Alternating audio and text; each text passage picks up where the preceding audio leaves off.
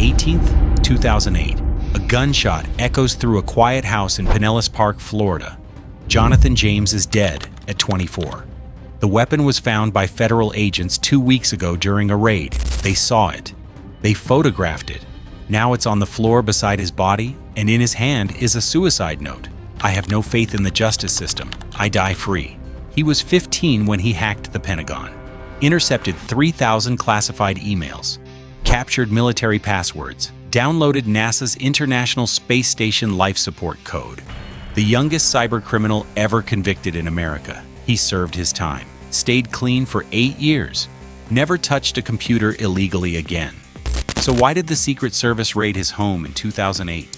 Why connect him to a $400 million identity theft he had nothing to do with? And why, when they found a suicide note and a loaded gun, he was completely innocent, but by then, he was dead.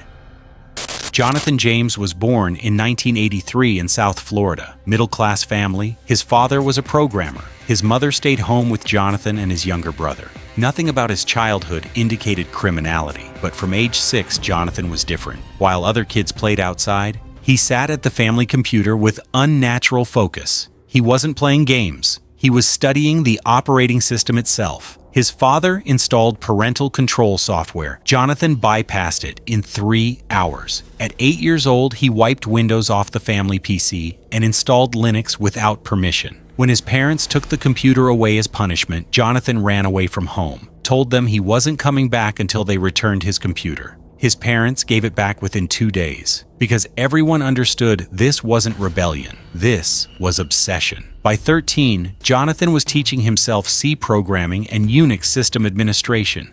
No formal classes, no mentors. Just raw curiosity and internet access through dial-up AOL. He found hacker forums, IRC chat rooms, other teenagers sharing techniques in the digital underground. They operated under aliases, spoke in technical jargon, followed a code that had nothing to do with law. It was about skill, about proving you could do what others couldn't. Jonathan had something extra, a natural fluency with systems. He saw patterns in code the way some people see patterns in music. He understood computer networks, like conversations. If you asked the right questions, machines would tell you everything. His bedroom became a command center, multiple monitors glowing blue in the dark. His mother would find him at 3 a.m., still awake, fingers moving across the keyboard like a concert pianist. She worried constantly. Teachers called about failing grades, but Jonathan was learning more in that room than any classroom could teach. He wasn't antisocial. He had friends, but he found people exhausting. Computers made sense. They had rules. They rewarded intelligence. They didn't care if you were shy or awkward. If you were good, you won. And Jonathan was better than good. By 15, he was operating under the alias Chemraid in online forums. Just a nod to hacker culture's collaborative spirit. He wasn't trying to steal or destroy. He was trying to prove something. That secure didn't actually mean secure. That the most protected systems in the world were full of open doors. And over, he was right. Summer of 1999. Jonathan decides to test NASA. Not out of anger. Not for money. Pure curiosity. The Marshall Space Flight Center in Huntsville, Alabama. He finds a vulnerability. The technical details are buried in sealed court documents. What matters is the result. 13 NASA computers. Full administrative access. He moves through the network slowly, carefully. Like someone walking through a stranger's house in the dark. Quiet. Observing. Then he finds something valuable. Source code. Software written in C that controls the temperature and humidity regulation systems on the International Space Station. The environmental controls keeping astronauts alive 250 miles above Earth. NASA will later testify this software is worth $1.7 million in development costs. Jonathan will laugh at that number. The code was garbage, he'll say. I was teaching myself C programming. I figured why not learn from NASA's code? Even if their code was terrible, he downloads it. Not to use, not to sell, to read, to study. Does possessing this source code mean he could have killed astronauts? No. Having source code isn't the same as having access to operational systems. It's like having the blueprint to a house versus having the keys. But NASA doesn't see it that way. When they discover the breach during a routine audit, they panic, shut down affected systems for 3 weeks, spend over $40,000 in emergency contractor fees patching vulnerabilities that shouldn't have existed, and they start looking for the ghost who walked through their network. 2 months later, Jonathan moves to a bigger target, the Pentagon. Specifically, a server operated by the Defense Threat Reduction Agency in Dulles, Virginia, the Department of Defense unit responsible for analyzing threats from nuclear, chemical, and biological weapons. Some of the most sensitive intelligence in the United States government. Jonathan finds his way in through a vulnerability so simple, it's almost embarrassing. He installs a back door, a hidden access point that lets him return whenever he wants. Then he does something audacious. He intercepts emails, over 3,000 messages between Department of Defense employees and military personnel. He captures usernames and passwords as they pass through the system in plain text. 19 credentials total. 10 of them grant access to military computers. He's reading Pentagon correspondence in real time, sitting in his bedroom in Florida, 15 years old, eating pizza, watching classified information scroll across his monitor like it's a normal Tuesday night. To Jonathan, this is still a game, a puzzle, proof that the emperor has no clothes. To the United States government, it's a 5-alarm emergency. Not because of what Jonathan took, but because of what he proved. That a teenager with talent and time could walk through billion-dollar security infrastructure like it wasn't there. And if he could do it, who else was already inside? January 26, 2000. Jonathan wakes up to his mother's voice, tight with fear. "Jonathan, the FBI is at the door." He's 16 now. The agents storm in, 5 of them. They seize his computers, all of them, his Palm Pilot, notebooks, floppy disks, CDs, and inexplicably, his Star Trek technical manual. They sit him down at the kitchen table for questioning. No lawyer present, no parent in the room. Jonathan doesn't deny anything. He admits it all. NASA, Pentagon, everything. He walks them through his methods like a teacher explaining a science project. He promises he's done, that it was just curiosity, that he'll never hack again. The agents take notes, take his equipment, leave. Jonathan thinks maybe that's the end. 3 months of silence. Then the hammer drops. Federal charges, computer fraud, interception of communications. Jonathan James becomes the youngest person ever convicted of violating U.S. cybercrime laws, a record he never wanted. If he were an adult, he'd face 10 years in federal prison. But he's a minor, so the court shows mercy. 6 months house arrest, prohibited from recreational computer use, mandatory counseling, and handwritten apology letters to NASA and the Department of Defense. Then Jonathan makes a stupid mistake. He tests positive for marijuana during a probation drug test. The judge revokes his house arrest immediately, sends him to juvenile detention for 6 months, real detention, a locked facility with real criminals, kids who committed armed robbery, assault, drug dealing. Jonathan is 5'7" and weighs 140 pounds. He's a hacker, not a fighter. 6 months in that place breaks something fundamental inside him. His father will later say Jonathan came out different, quieter, more withdrawn, like someone had turned down the volume on his personality permanently. When he's released in late 2000, Jonathan swears off hacking completely. The thrill wasn't worth the cost. Some people believe him. His family believes him. The federal government doesn't, because once you're in the system, you never really leave. Your name stays in databases, in bureau files. And 8 years later, when they need that name again, they'll come back for it. The FBI's failure wasn't about incompetence, it was about evolution. In 1999, cybercrime was still theoretical to most law enforcement. FBI agents were trained in the physical world. Surveillance, informants, wiretaps. The digital realm operated on different physics. When Jonathan breached NASA and the Pentagon, the agencies weren't just shocked that it happened. They were shocked it was so easy. These networks had been built by defense contractors bidding low, maintained by overworked IT staff making $40,000 a year, secured by passwords like Password Now 23 and admin. The assumption had always been that sensitive systems were safe because they were sensitive. Circular logic, security through obscurity. But there was something deeper, cultural blindness. The FBI, Department of Defense, NASA, they all thought in hierarchies. Chain of command, proper channels, authorization levels.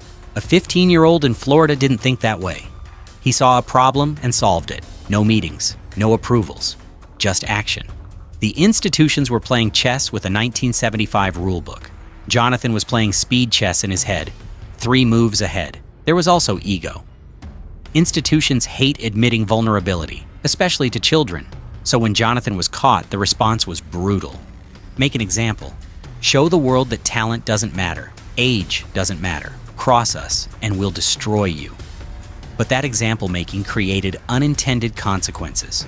It taught young hackers that the government was the enemy, that getting caught meant your life was over, that there was no path to redemption. Jonathan thought he was free. His conviction was sealed because he was a minor. He'd served his time, stayed clean for 8 years. He didn't go to college, couldn't focus. His mother died of breast cancer in 2002. It devastated him. Jonathan fell into severe depression, lived with his younger brother in their childhood house. The computers stayed, but the fire was gone. He worked odd IT jobs, played video games, kept to himself. He was out, done, clean. Then came Albert Gonzalez. If Jonathan was a curious explorer, Gonzalez was a pirate. Born in 1981 in Miami, self-taught hacker, also broke into government systems as a teenager. But Gonzalez didn't stop. He doubled down. Joined Shadow Crew, an online criminal marketplace for stolen credit cards and identity theft tools. Started trafficking stolen data, making real money. In 2003, Gonzalez got arrested trying to use cloned credit cards at an ATM in New York. Facing serious prison time, he made a deal. Became a Secret Service informant, started giving up other hackers to stay free, and then, while working for the federal government, while reporting to Secret Service handlers, while receiving taxpayer-funded payments, he organized the largest cybercrime operation in American history.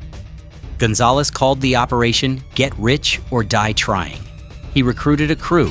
One was Christopher Scott, an old acquaintance from the underground scene. Scott handled ground operations, war driving, parking outside retail stores with a laptop and high-powered antenna, hacking poorly secured Wi-Fi, installing packet sniffers to capture credit card data in real time. They hit Office Max, Dave & Buster's, BJ's Wholesale Club, Barnes & Noble, Forever, 21. And then, the biggest score, TJX companies. 96 million customers, credit and debit card information stolen. The crew siphoned data from over 180 million payment cards. Total estimated damage, $400 million in fraud losses, reimbursements, and legal settlements. The largest identity theft case in U.S. history.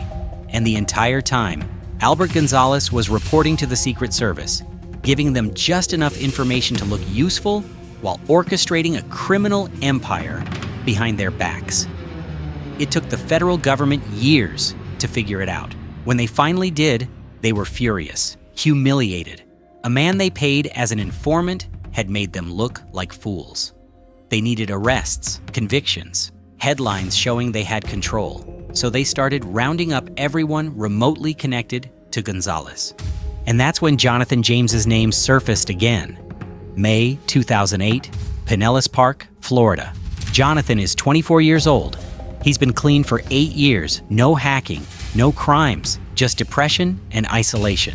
Then the Secret Service arrives. They raid his house like he's an active terrorist threat. Go through everything, computers, hard drives, personal belongings. They find something that stops them.